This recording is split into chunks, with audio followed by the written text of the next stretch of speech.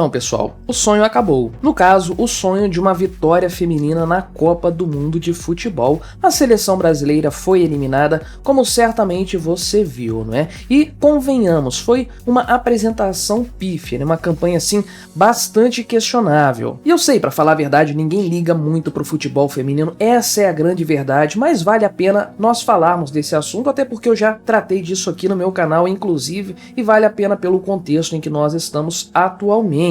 O desempenho das meninas do futebol foi bastante questionável, longe de ser razoável no meu entender. Foram eliminadas na primeira fase da Copa, né, aquela fase de grupos. A seleção ganhou o primeiro jogo, goleou e tudo mais, depois perdeu e empatou contra a Jamaica, que não é assim uma grande seleção no final das contas, né, um primor do futebol feminino, né, e acabou sendo eliminada então na primeira fase, nem chegou nas fases seguintes, que são mais empolgantes, aquela coisa do mata-mata e tudo mais, né. Então sim, acabou o sonho, a seleção brasileira de futebol feminino foi eliminada e a apresentação dela nessa Copa deixou bastante a desejar, foi muito questionável, foi muito aquém do esperado, principalmente muito aquém daquela expectativa toda que se criou a esse respeito, que é o grande ponto dessa história. E eu já falei aqui neste canal sobre o que eu penso a respeito do futebol feminino e por que eu considero que ele é ruim, de baixa qualidade. Se eu me lembrar, vou deixar aqui na descrição do vídeo, no comentário fixado ou na aba de comunidades, não sei,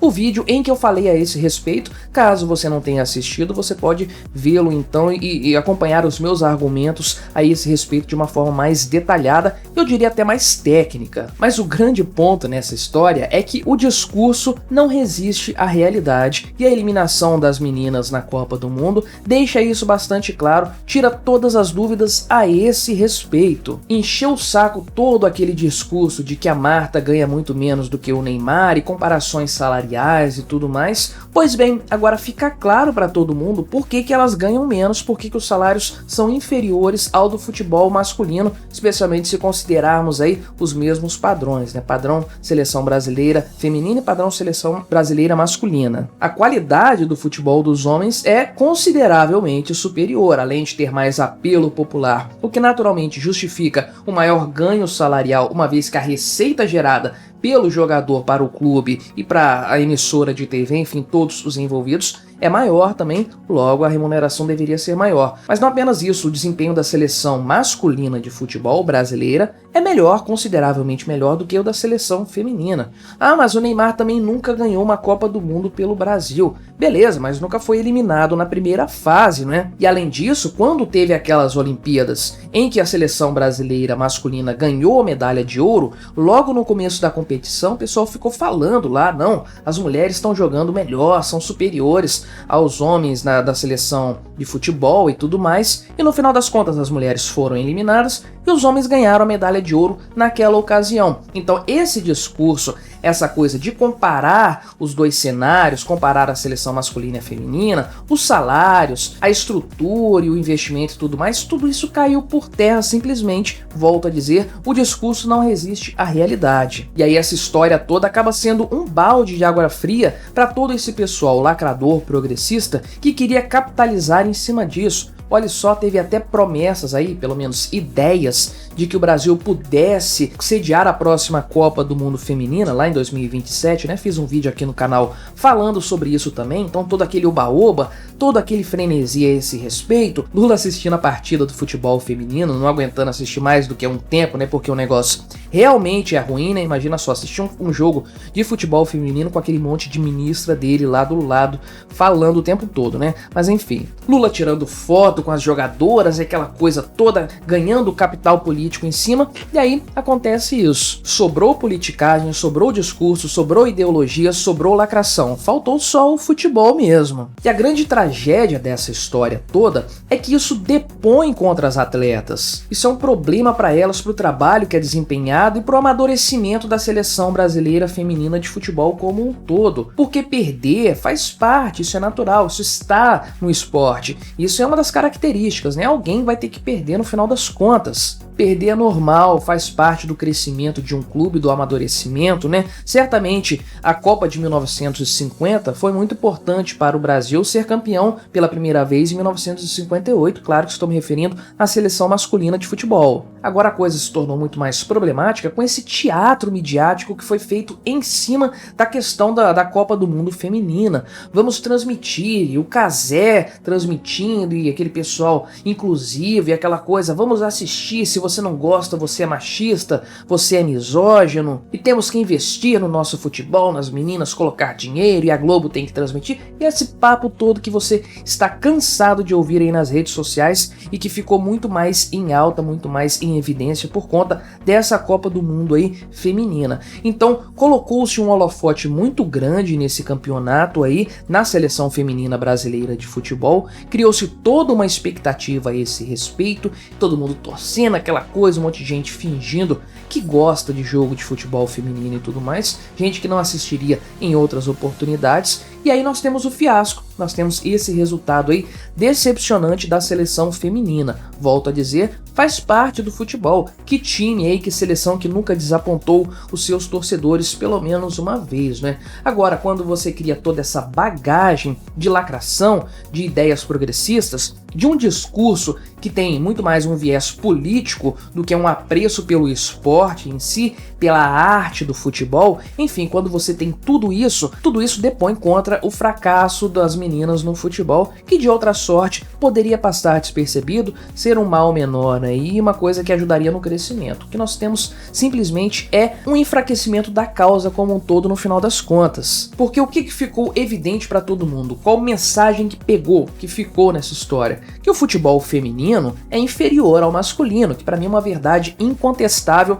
Veja 2 jogos aí e você vai saber disso. Aliás, a seleção feminina perdeu para meninos aí de 14, 15 anos, semi-profissionais, então não dá para comparar realmente uma coisa com a outra, não tem como mesmo. Se você tiver um mínimo de bom senso, se você tiver um mínimo de apreço pela verdade, você vai ter que assumir que o futebol feminino é sim consideravelmente inferior ao masculino. Então isso ficou evidente para todo mundo, até aqueles que não queriam assumir esse pensamento aí, ou essa convicção, né, explicitar essa certeza. Bem, agora fica difícil você não aceitar isso, porque os fatos depõem contra essa narrativa. Na verdade, o tiro saiu pela culatra para os progressistas. Colocaram tanta luz, né, jogaram o holofote em cima da seleção brasileira, contando que nós teríamos aí um grande resultado, uma coisa para fortalecer o discurso. E tivemos, obviamente, o contrário disso, uma atuação pífia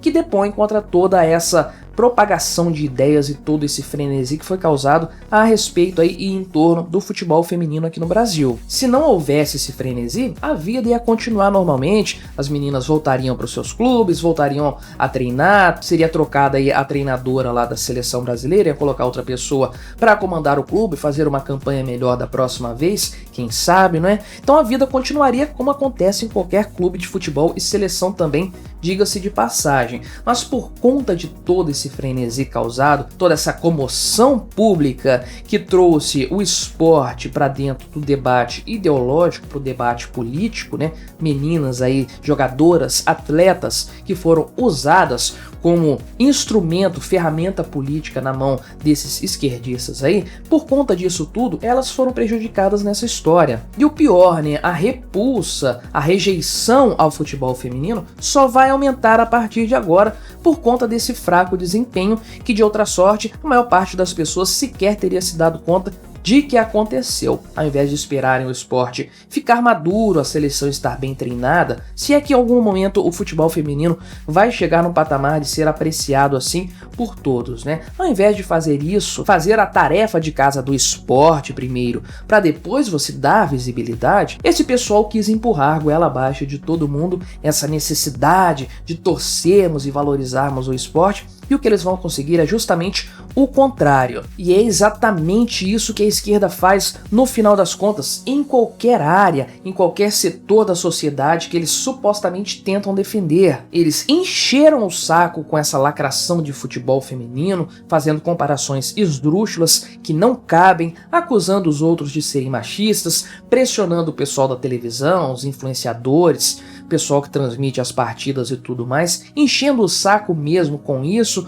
colocando os atores políticos para intervir nessa história. Poxa, fizeram ponto facultativo por conta de jogo de futebol feminino e tudo mais, fizeram todo esse aparato de pressão ideológica, pressão midiática, pressão política, fizeram tudo isso. Grande parte desses eu tenho certeza que nem ligaram a TV ou nem conectaram aí para ver alguma das partidas da seleção feminina. Tenho certeza disso porque esse pessoal apenas coloca a lenha na fogueira, mas eles não participam, não fazem a coisa acontecer. Enfim, fizeram tudo isso e no final das contas acabaram mais prejudicando as meninas, porque o desempenho foi fraco, foi muito aquém do esperado, e agora todo mundo vai julgar, todo mundo vai falar que o futebol feminino é ruim, e quem já tinha alguma predisposição a ter uma rejeição por essa modalidade esportiva vai aumentar isso ainda mais. A esquerda sempre faz isso, ela finge que vai ajudar um grupo aí, usa esse grupo como uma ferramenta ideológica para propagar os seus ideais políticos e para eventualmente aumentar o seu próprio poder, e no final das contas termina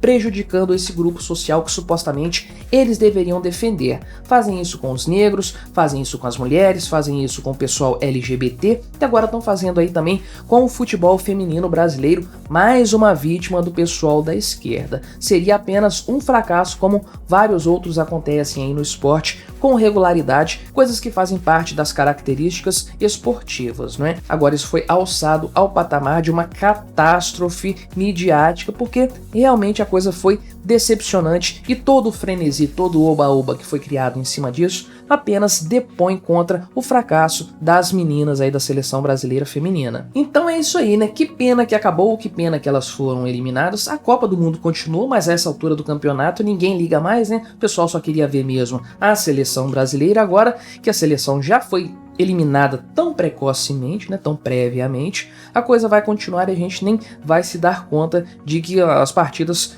continuam acontecendo, né? A gente nem estava ligando muito para falar a verdade, agora menos ainda. Então, vida que segue para todo mundo, o pessoal continua jogando lá, as jogadoras brasileiras vão voltar para suas vidas, para suas carreiras aí, independente da seleção, vida que segue para todo mundo. E nós, em suma, voltamos então à normalidade, aquela normalidade em que as pessoas, no final das contas, só se importam mesmo é com o futebol masculino.